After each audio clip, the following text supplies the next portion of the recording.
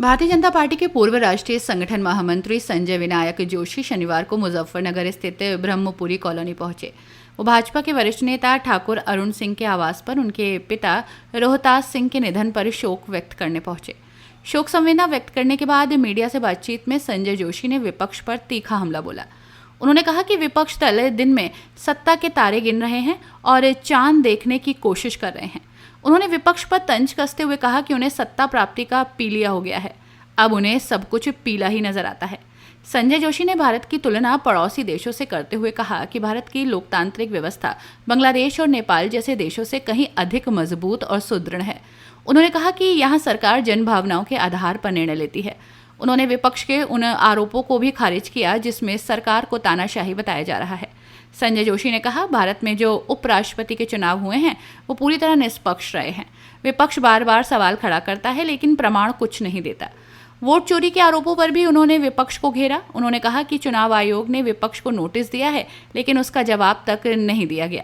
भाजपा के आगामी राष्ट्रीय अध्यक्ष के चुनाव को लेकर पूछे गए सवाल पर उन्होंने कहा कि निर्धारित समय यानी कि योग के समय पर चुनाव होगा। शोक संवेदना प्रकट करने आए।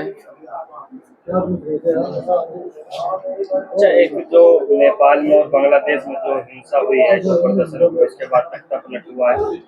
भारत को लेकर भी कुछ विपक्षी नेताओं ने इस तरह के बयान दिए हैं।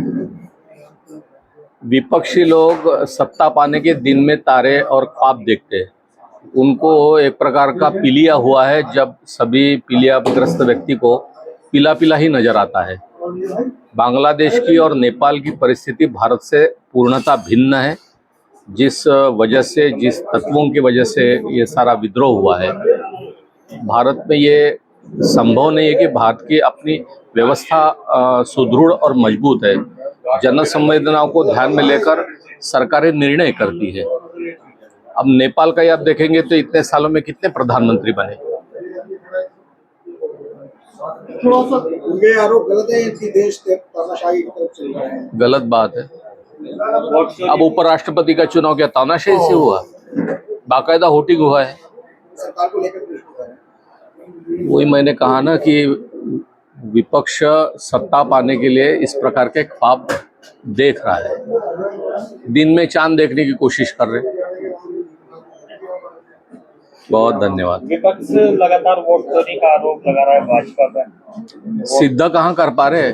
कहना बात अलग है।